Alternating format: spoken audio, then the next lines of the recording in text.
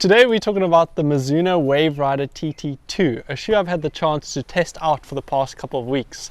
Mizuno is a really understated brand at the moment who've been developing some really fantastic shoes, including this one over here, the Mizuno Wave Rider TT2.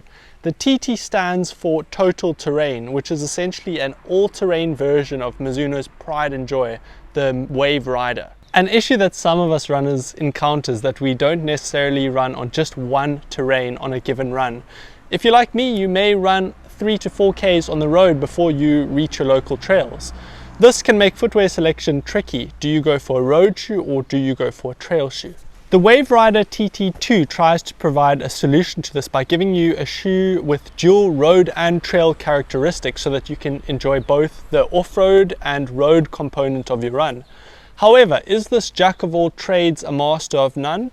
Well, we'll get to that in a sec. First, let's talk about the shoe's tech specs. As I've mentioned, the Wave Rider TT2 has dual road and off-road features. In terms of road features, it has a nice soft cushioning design thanks to Mizuno's NZ cushioning.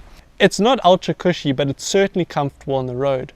As you can see by a side-on view of the shoe, it's built with Mizuno's signature wave plate on the rear end of the shoe, which helps provide some support to the shoe, a feature that I actually really like. Unlike your technical trail shoes, the TT doesn't have a 4-foot rock protection plate, which usually makes the shoe quite firm on the road. Keeping true to the design you get from a typical road shoe, the TT has a very comfortable heel counter and tongue. It's soft, it's padded, and has no rough and tough coarse material. In terms of the shoe's trail characteristics, it has a nice toe guard up front to protect your foot against the inevitable rocks and roots that you may kick.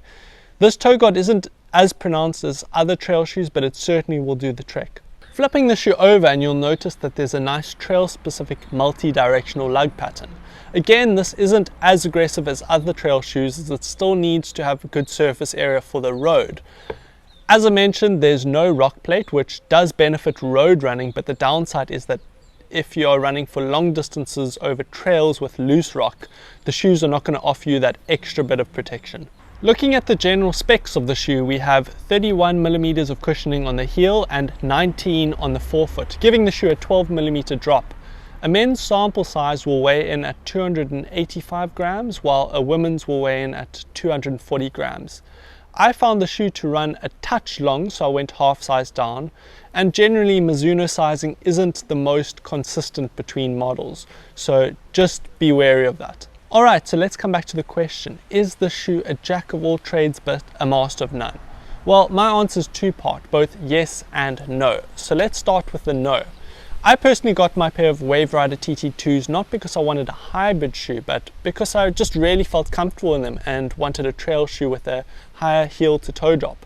I also liked that it comes with the comfort of a road shoe, but with some of the benefits of a trail shoe. The shortfall of the shoe is that it doesn't offer that extra bit of protection on the forefoot that I'd like when I run long distances off-road.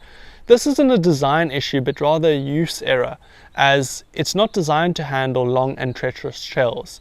Mizuno actually have two other shoes that would be more than capable of doing this, the Daichi and the Mugen. Knowing this, I still tested the shoe over a recent 25-kilometer trail race with lots of elevation. In this race, I climbed a grueling 1800 meters over 15 kilometers and then descended the same vert over 10 kilometers of technical and loose trail. Very few trail shoes are going to give you ultimate comfort when you descend so much so quickly. And that's where I did take the TTs outside of their comfort zone, as they just lacked that extra bit of protection on the ball of my foot, especially considering I spent over 3 hours on my feet. As I said, this isn't a design error, but a use error. Had the race been shorter, perhaps with less technical trail and less vert, that would have been perfect for me. And that's where some runners may argue that the shoe is indeed a jack of all trades but a master of none, as they would rather reap all the benefits of a trail shoe while running off-road and all the benefits of a road shoe while running on-road. Personally, I run a wide range of distances across a variety of surfaces, so I'd struggle to get away with the Wave Rider TT2 as my one and only shoe to cover all my training. There are days on the road where I'd simply want a road-specific shoe. So in some regard, being an all-terrain shoe shouldn't be mistaken for an all-purpose shoe. However, there is of course a runner that will enjoy the TT as their one and only training shoe. This will be a runner who's doing both road and trail running, but probably spending the majority of their time on lighter Jeep track, green belts, or through parks. This shoe is what we call a daily trainer. It's more distance than speed focused, but won't hold you back should you wish to pick up the pace. The shoe's sweet spot will be medium distance running, so 10 to 15 kilometers or thereabout. The shoe is also priced really well. Both your seasoned runner and your newbie will justify its spend. Plus, if you're traveling light, the shoe will cover all your bases.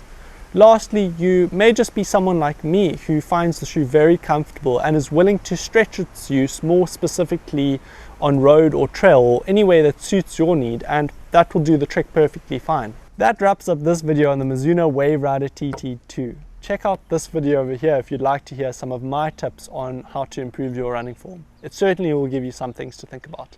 Until next time, cheers. The stone cold star, she was a winner, started working at the dawn.